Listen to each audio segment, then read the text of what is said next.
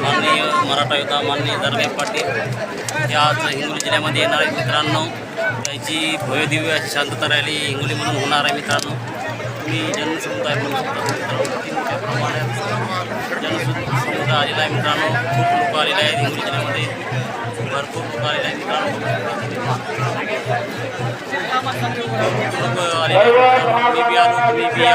आपल्या लेकरा बाळाच्या भविष्यासाठी तुम्ही पण या.